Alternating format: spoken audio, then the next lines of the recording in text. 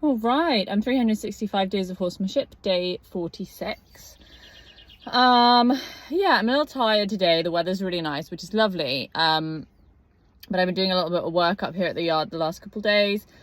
And I've also got like a ton of stuff, to go home to do. Yeah, lots of studying, crazy month. So today, even though I sort of theoretically had time, I was like super lethargic by the time I got to like my sort of slot for horsemanship.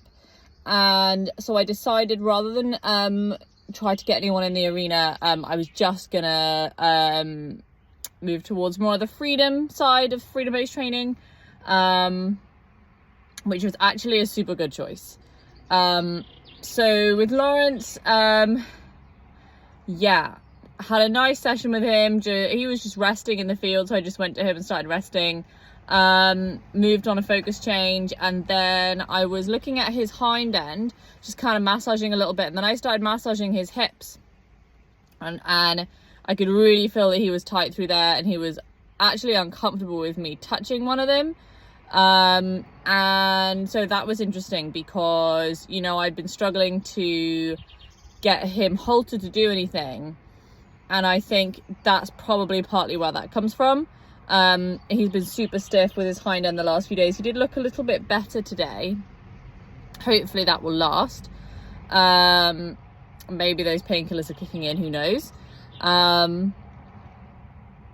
We will see. But I thought he looked better, so that was good.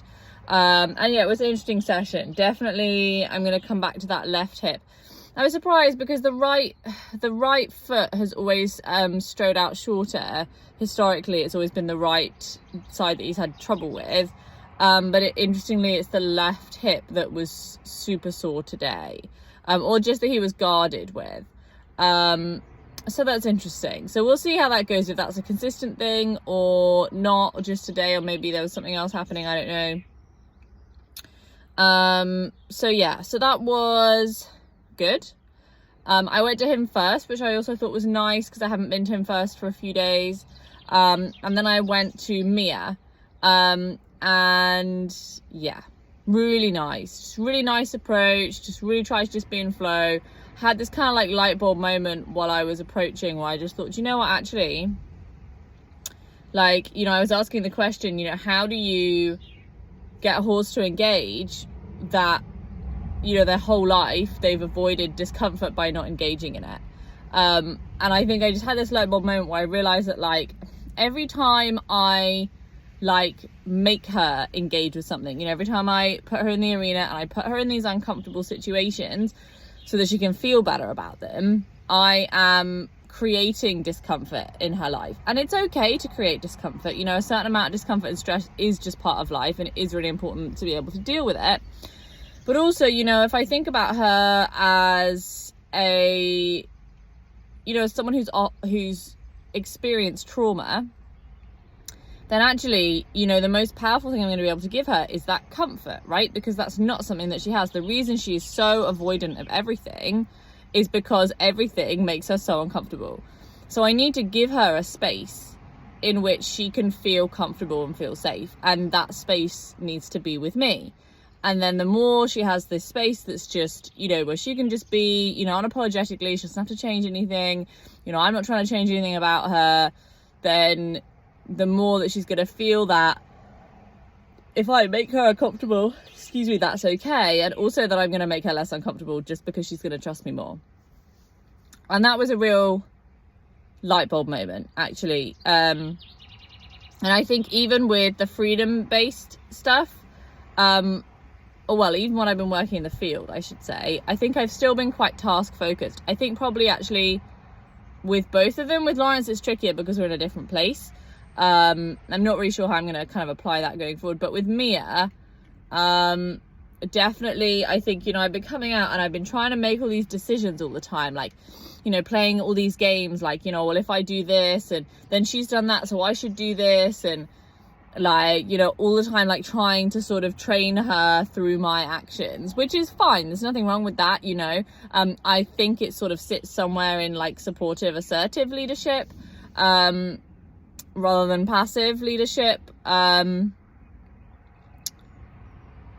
or follow a ship or flow. But I think, yeah, and that's fine, there's a place for that. But definitely today I just was a lot more kind of reactive rather than trying to be interactive. Like, I'm reactive to her usually anyway when I'm out there, but then it's like I'm making all these decisions kind of based on what I want to cause or achieve.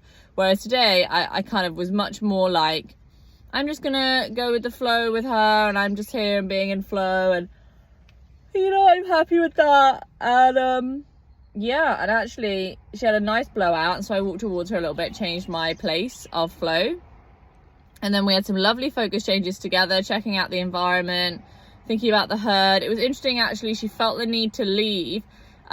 She became uncomfortable when the other horse came, and I think that's something that I should really take it on, is that if I see another horse coming into her space, that's a good time for me to be in supportive leadership, because then I'm not going to be associated with that negative feeling, and B, I'm like already moving to do something that's helpful, and potentially in that situation, you know, I can be a good representation of how she could deal with it in a way that feels less stressful for her.